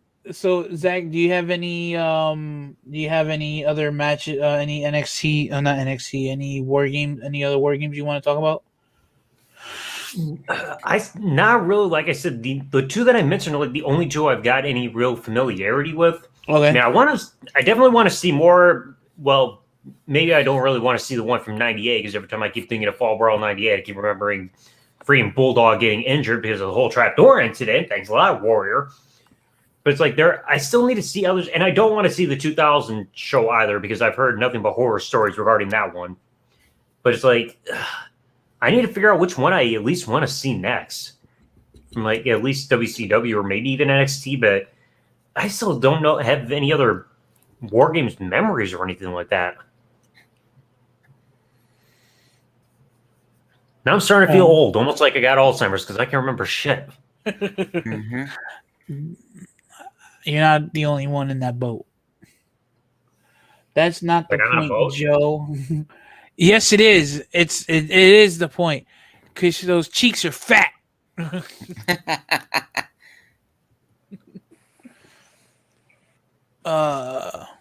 So outside of NXT War Games, is there any other topics you guys would like to discuss in the world of wrestling?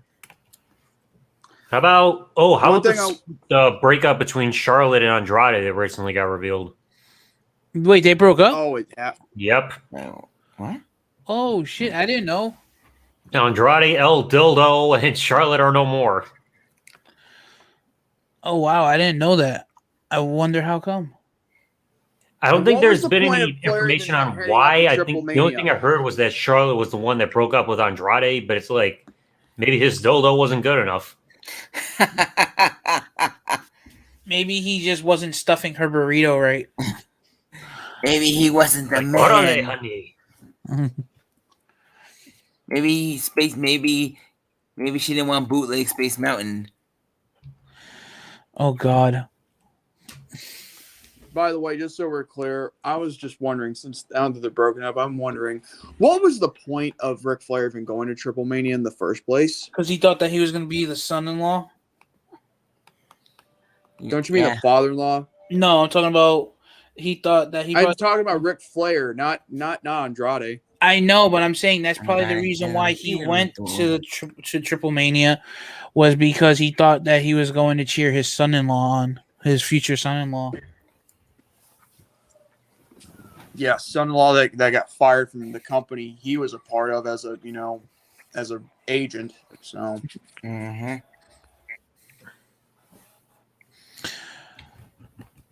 It was funny. I was watching somebody and they were talking about a long-term WWE member of the WWE family was let go, and that said person was hyping it up for like 15 minutes, and I was like, you know what? I'm gonna go check to see who it was, and it was a security guard. Wait, whose video was it? I'm not gonna mention any names. Is it a certain somebody with 3-letter initials that's known for being a fan of a certain best in the world? Yes. Oh my God. But anyway, you've got to be freaking kidding. This is the same guy who at one point freaking made a video saying, "World top star may never be wrestling ever again." And then I click on the video, he's talking about freaking Jason Jordan. And it's like, how is he a top guy? He's like, I consider anybody on Raw to be a top guy. And at that point, that was at the same time where AJ Styles was the WWE champion on SmackDown. So it's like, just because you're on Raw doesn't mean you're a quote unquote a top guy. It's all about your position on the card. And he completely down freaking talked AJ Styles in comparison. Jason Jordan is not a top guy, no matter what show he's on or no matter what role. And yet he tried to freaking overhype it, saying, "Oh, Jason Jordan, he is a Raw top guy. I consider him to be a top guy just because of the brand that he's on." It's like, no. Top guy is based on your position, not what show you're on. Mm-hmm. Exactly. Just clickbait bullshit. Thing is with Jason Jordan, they were going to do something with him, but had he not gotten injured to a point where, like with his neck and all that, they were going to make him a main event like star, like a world champion. But unfortunately, they they never got past the neck issues and all that. Yeah, So that's they why he's never working they back never would have as a succeeded producer. in making a main event guy because nobody accepted that whole storyline of him being freaking the bastard child of Kurt Angle. I didn't really buy into it either, but then again, they're trying to keep kayfabe alive, but that's the problem with WWE. They can't keep nothing alive without ruining somebody, Like, it was just like there was no way anybody was gonna believe that. It was just absolutely stupid. Like, they could have just done the don't get whole me thing they wrong. did on Family Guy where they pretend to be like Exactly. Peter Griffin saying he's got his own sitcom saying my black son. It's like nobody still would have accepted it anyway, no matter how goofy they try to make it. But Zach, look, but get this. I can understand why they were going to try and plan to push Jason Jordan because of, his in-ring athleticism, and I get it. But the problem is the way how they, dished out with the storyline with Kurt Angle, the whole bastard son gimmick like they did with Hornswoggle, it's not compatible.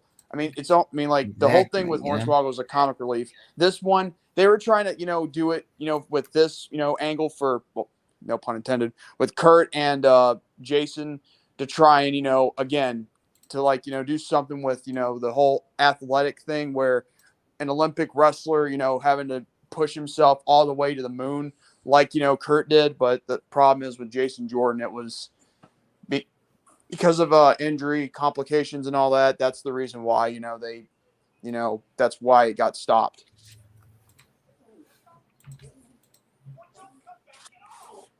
But again, now I don't know. Correct me if I'm wrong. Can you send me privately who you were speaking of?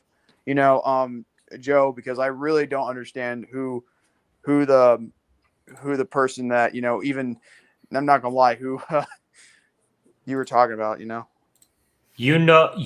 who we're talking about.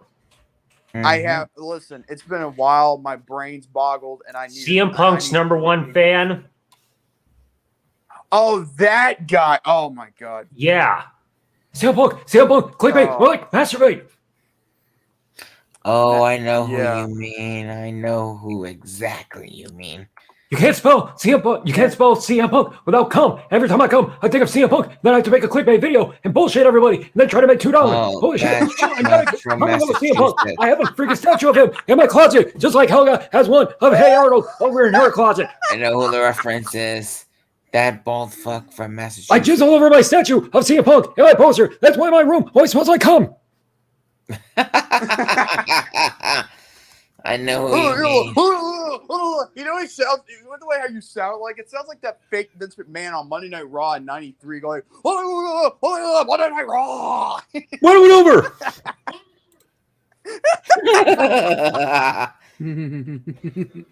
It's unbelievable.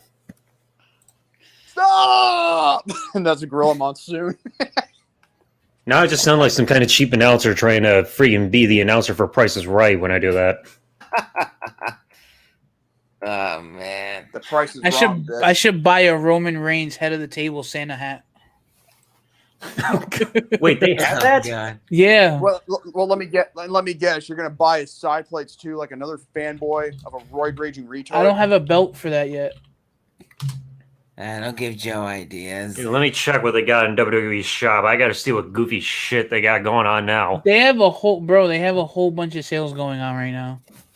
Oh, Yeah, I'm not you gotta get surprised. the Seeing how it's holiday after Black sales Friday out. now. Oh, they got. Oh God, they're calling Black Friday. They're calling Brock Friday. Oh, that's stupid friggin' nickname there. Oh, You gotta be shitting me, really? They're Zach, right there on you should WWE buy- shop. They're calling it Brock Friday. What the fuck? Zach, you should get the up, What? down, ugly knit holiday sweater. Hell no. I'm not wearing any kind of sweater whatsoever. Hell no, no thank you. They have an Undertaker light up What? ugly holiday sweater. Like, I'm let me surprised see. they don't have a thing. I'm surprised they don't have a thing called Broccoli Friday. Remember, kids, eat your broccoli. Yeah, it's such good shit. Now, let me see Such greens. what shit they're actually selling. They got, for Brock Friday bullshit, selling championships on a discount, which is all right. Get the freaking ad off my freaking screen. I do not want to acknowledge any stupid SMS updates about saving $3 on a friggin' box of tissues with Roman Reigns' face on it. Screw that shit. You're gonna cry to this. You're gonna nose this tissue. Let's see. Jesus, they got 40 pages of deals in the first full page, so he just got a bunch of championships. Yeah, and looking at their new arrivals. Oh, here we go. Now I'm finding ones that aren't championships. Oh, Really? what the The Bella For Black Signature Friday Series. sales, they've got freaking these stupid adult costumes. Oh my god, you can freaking buy for $200, you can dress up like the Ultimate Warrior. You It's kidding not me? even October anymore. And Minus they the freaking got a human Gacy growth shirt. hormones. Zach, you should buy the John Cena Spinner United States Championship. Look at this. They're selling I'm the still Bellas. iffy on that one. Look at this crap. They're selling. I already That got was the 2 first spinners. I don't need a championship third right made. now. Dude, that was the first spinner championship made, for Mhm. John Cena. How can Yeah. you not buy it? Wait, hold up. They're actually selling bar stools on WWE Shop? Holy shit. Well, that's something. Yeah. That kicks ass. That's Hey, actually a look, nice little anything, addition to have there. If you have a bar downstairs in your house, sure. Oh god, they still have the Slammy Awards on there? Wait, really? And look at this. Yeah, they're selling the Slammy Awards for like $130. And you won't believe what they're selling for $500 on new arrival. And I still have my Bella Slammy Award right over here in my Signature office. Series Championship replica belt. And it's that stupid WWE Divas belt. Yeah, that was Get rid of that stupid. belt already. The belt's been freaking retired for like, what, 5 years now? Look, they Divas got a championship, in my view, wasn't that bad. It looks like a butterfly tin on meth. And look, they got a Rick Boog shirt. Always time to shred. Besides, look at it this way. Look at it this way. To me, at least they had a championship for the SmackDown brand, back in the first brand extension. If they had kept to their guns on that one, maybe they would have, they would still have somewhat of a good, division, for both brands, I guess. But I do like their Stone Cold pullover sweater with the Santa hat. That should have been something that could have been sold in the late 90s. Oh, yeah. Keep in mind, they should have never unified the World Tag Team and WWE Tag Team Championships. Mm-hmm. And look, they also That way, selling a Braun Breaker again, shirt. I might get myself that. Too bad it Just doesn't for say, crapsy reasons. hi, Braun Breaker. I want the NXT Championship. Ooh, they're selling I still don't get why the hell I bought this damn thing all this time ago. Wait, hold on. They're selling a Lily plush. A Lily plush on their. I may have gotten this for like $100 instead of the $130 that they're selling the Slammy Award for now. What'd you win the Slammy for, Double Z TV? Oh, I'm gonna be the next Owen Hart. I just need another one to freaking bring her. What? JC, where the hell did you go? well, we just got a botch. Joe's gone. Ladies, Well, there we go. There you go, ladies and gentlemen. Your first botch. My of the Slammy night. Award made JC disappear for a bit. I won the Slammy for the botch of the night. No. And the botch and the Slammy for botch of the year. Yes, the botch OMG Slammy of the year. I would have this on my desk, but I ain't got any room, so I got to keep it on the floor from now on. And plus, they're selling a Lily holiday plush. Even though they stopped using Lily. The WWE Bar Stools are bringing the WWE SmackDown versus Raw 2007 to life. Yep. Stupid wires. Me and Jordan met at a bar. The next we woke up and realized we got so drunk that we got married while we were drunk.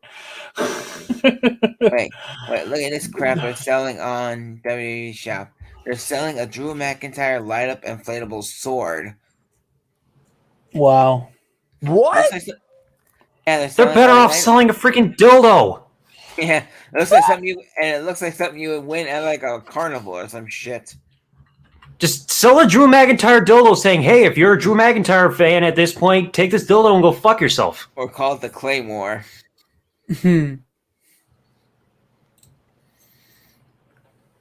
Yeah, they will. Oh, and they're selling Nikki Ash costume shit. Really? Who wants to dress up like Nikki Ash? I would like to sleep with Nikki Ash. I liked it better when she was Nikki Cross. Believe it or not. And they're still selling the freaking folding chairs from pay-per-view events from last year during the pandemic. Oh, did you see the shirt that they're selling, Zach? Wait. Pay-per-view cheers from last year? Yeah. They got Backlash 2020, the Horror Show at Extreme Rules 2020, and Money in the Bank 2020 event folding chairs being sold for like $80 each. Are you freaking... Oh, my God. And of course they're going to sell the chairs. Nobody sat in them. Well, actually, technically, there were those that were, employed with the company that sat in them. So, therefore, you get the privilege of purchasing something that an employee sat on. Yay! It's going to smell like employee ass stank. I still wish I would. I still wish I would have. Thoroughly employee ass juice. I still wish I would have bought the Money in the Bank 2019 event chair, because that was the Money in the. I went to Money in the Bank 2019. Let's see. They're selling a Stone Cold replica vest. Yeah, they've been had that though. And they got it in the style of the last vest that he wore at WrestleMania 19. I do like that art print they had of the Rock 25th anniversary. That looks epic.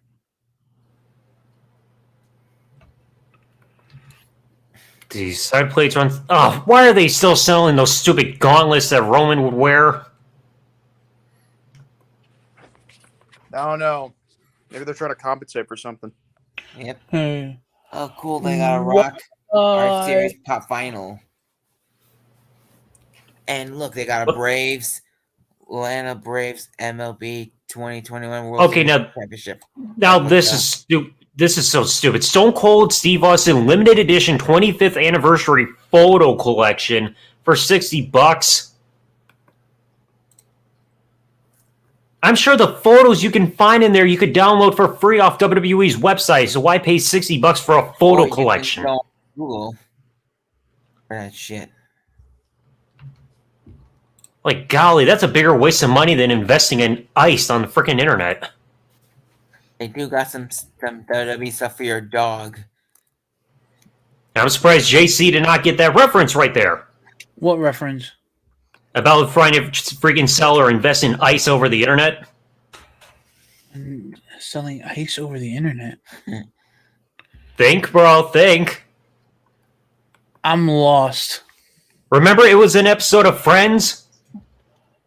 Back when friggin' Monica and Chandler were engaged and everything, they found out their parents spent the Monica Geller wedding fund, and they thought it was a good idea for Jack, a.k.a. their father, to friggin' sell ice over the internet. Oh, yeah. Oh, like that, like... That's right. You can make a Friends reference at some point during the past live streams, and so can I. Well, look, they got, like, pet products they're selling. WWE.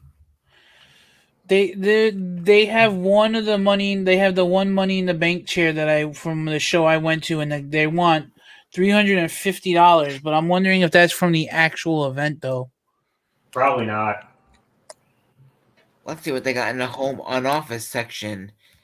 They're even selling a Shinsuke Nakamura Charlotte style has arrived replica jacket for $50. Golly. Oh, look, they got a Man's Back in Town mug. That looks cool.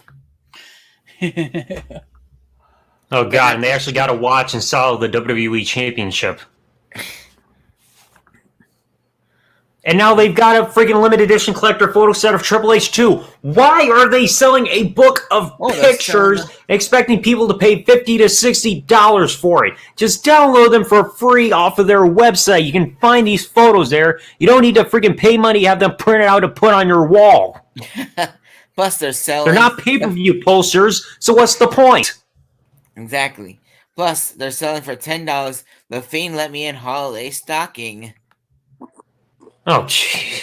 Or if you want, an Oscar 2021 Elf Ornament. Elf Ornaments of the WWE Divas. Oh Christ! They've got an Alexa Bliss Lily costume mask for $40. That thing looks terrible. Look, they've got gingerbread ornaments. That's the kind of mask you wear when you want to keep kids away from your freaking front yard. Hey, look at this. They got an Eddie Guerrero lowrider ornament. That kicks ass. Like some of this stuff, like my God, these things are freaking eyesores. They're freaking selling shorts with the freaking WCW logo on them. Did you see the Matt Riddle shirt that says "Hey Randy"? Oh Hey, Jesus! Wendy. I'll have to find that at some point. Fucking grief. Ooh. Very, very quiet, Wendy. I'm hunting for rabbits. Okay, I see one thing that may actually be worth something. What's that? There's one item marked down $20 right now for $34.99 if it'll load properly. WCW Bash at the Beach limited edition collector's box. Even though they've only got some boxes left for like small and medium sized shirts. Yeah, to commemorate the Bash at the Beach 1996 edition show. Let's see. It looks like they got a box with an image from when the NWO formed. They got a couple of figures, T-shirts, beach ball, art design stuff, and even pins. And also, like I said, the Bash of the Beach shirt. So they got a nice little collection edition box for about $35. Oh, nice. Oh, let's see what else they got. Let's see what else they got. They got pet products, which are cool, I believe. If you want to give your... Oh, wait, no, I think I see why WWE's doing this. They're trying to capitalize off the freaking popularity of the unboxings and everything from, like, Pro Wrestling Crate and all that. Yep. Wow. Because they know WWE Slam Crate's a gigantic bust. Yep. It was shit. I mean, they got ones for, like, Mick Foley. They got one for Razor Ramon and Roddy Piper. Oh, God. Oh, my God. They have a Macho Man Randy Savage adult latex mask. Wait, where is this? For $35, Macho Man Randy Savage adult latex mask. Wait, where is this? They even have one for Mankind. Hell no. Oh my God, that's just terrible. They got one for Iron Sheik. Fucking bullshit. And they got one for Mankind. And those Oh my, they'll sell anything. Oh my I want the God. WWE. I want the WWE toaster. And the championship waffle maker.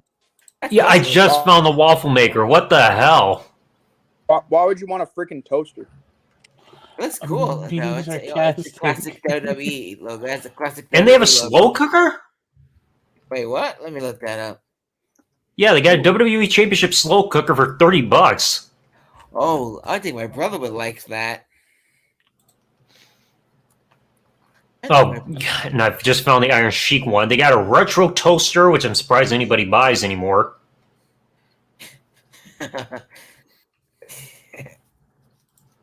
Let's see what other shit they got besides sweatpants and sweaters. They got stuff. They got Junkyard dog collar for $8.99. Oh, Jesus. In case you want to go around pretending to be the Junkyard Dog. Alexa Bliss Lily Jack in the Box toy? Oh, What the that mask is horrible. Oh my God. do. I prefer Jack Off in a box of all things. And it's the. Oh man. And now oh my God, they got the cheapest backpacks I've ever seen. They just an all black freaking backpack with just a cheap ass logo printed into them. Like for Bianca Belair and AJ Styles and all that I shit. want that Come Alexa. on. I want that Alexa Bliss standee. If I had that in my room, my family would freaking tear that up saying, why the hell are you investing your money in that shit? Because I can't afford the real thing. Exactly. And they got stuff. I can't afford real pussy, so I gotta get the cardboard kind. Mm-hmm. Look at this. Minus the cut-in vagina. Actually, wait. That was actually for your dog. If you have a dog, they got. No, the you dog know what you leashes. do? That's what I wanted to put on my You dog. cut a hole. You cut a hole. You cut a hole down low, and you get a fleshlight and you tape it to the cardboard box. I was about to say, I'm not putting my dick in cardboard and getting cardboard cuts on my cock. I was say, you speaking from experience, Joe? No, I'm not. Hey, if that's what you do, it's 2021, oh, it's going to be 2022. If that's your thing, I have no room to complain. Mm-hmm. What the They got freaking Sherpa throw pillows, and the only difference is they got a small logo in the bottom right corner for each wrestler. Yeah, look at it. They got but I like the Stone Cold Holiday throw pillow. That kicks ass. That's the kind of thing you sell when you have no idea what else to freaking market somebody else's shit on. They're selling... Wait. Hey, Double Z. Look what they're selling. Street Profits, We Want the Smoke, reusable party cup. Oh my god. Well, I mean, that's cool though. That's kind of cool though because they come out with solo cups. Red Solo Cup. I mean, that's so easy. You go get one of those plastic solo cups at like your local store. You write, "We want the smoke," and there you go. What's the point of selling what's the point of them selling on their Shop Zone site? We can easily get cups like that at a freaking store. Yeah. They got a Mustafa Ali light up masturbation glove. What? Cameron Grimes replica hat. Hey, wait. They got freaking belt buckles and designs of these championship belts they're selling. What the fuck? Wait till you hear this. They're selling WWE 4-piece championship cookie cutter set. What? And they got a bunch of dog collars too. Oh my god. Like, I want my dog going around with that on. It's my yard, dog collar. Fucking beach towels. Why they? What's next? And they got. Oh god! Now this also shows how lazy they're getting. They've got two different hats for the Bella Twins. Like one saying Bree Mode and the other saying Bella Army. They just took one woman and photoshopped over a different logo on her hat instead of having her take another picture. Oh, they got after the bell with Corey Graves. Charles, we are looking at stuff on WWE Shop. That's what I was saying before with the whole dog collar. Hey, they're actually selling a Lily plush doll for $24.99. Yeah, the last thing I want is that creepy little fucker in my house. Hey, at least you get a nice Stone Cold vs. Rock deluxe vinyl pop vinyl. No, it's not that they're running out of ideas. It's just because there's parents out there that'll buy anything for their kids that they ask for. But hey, that pop vinyl that's Rock vs. Stone Cold with the 2002 Raw logo. Yeah, I want that. That kicks ass. I want that. One good thing I'll give them is they've got those old retro t-shirts that you saw back like 10, 15 years ago that they're putting back in the shop. Like they got I'm Your Poppy, they got Latino Heat, Hustle, Loyalty, Respect, like back in John Cena's 2006 days. Like this is a good thing that they're doing. They're selling shirts like this for like $15. Yeah. Of course, I can't walk around with the shirt saying I'm Your Poppy because I ain't got kids. Mm-hmm. Actually, you know what? To be honest with you, that shirt is funny to wear regardless.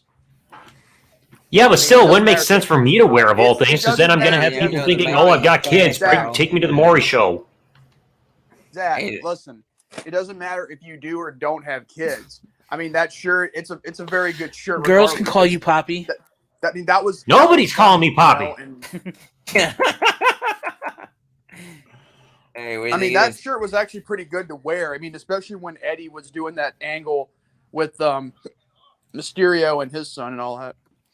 Oh, yes, I remember that. Ooh. All right, I got to give props, though, at least WWE, for the TLC Christmas tree ornaments.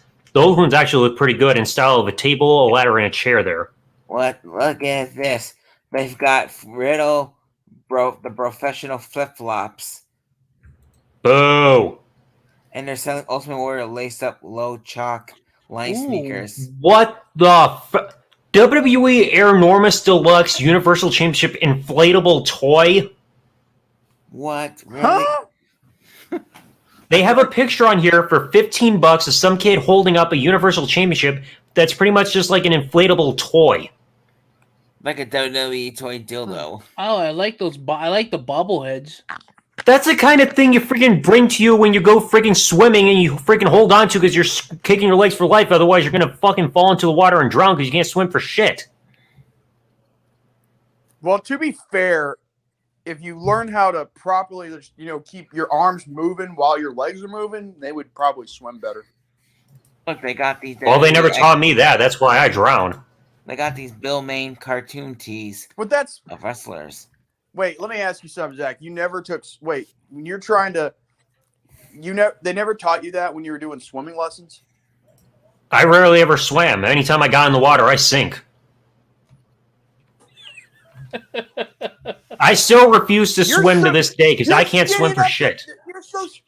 You're so skinny that you could actually float in the water like a friggin' twig. I don't have a surface area in terms of my body mass. The only thing that floats is my cock, but then again, that carries so much weight.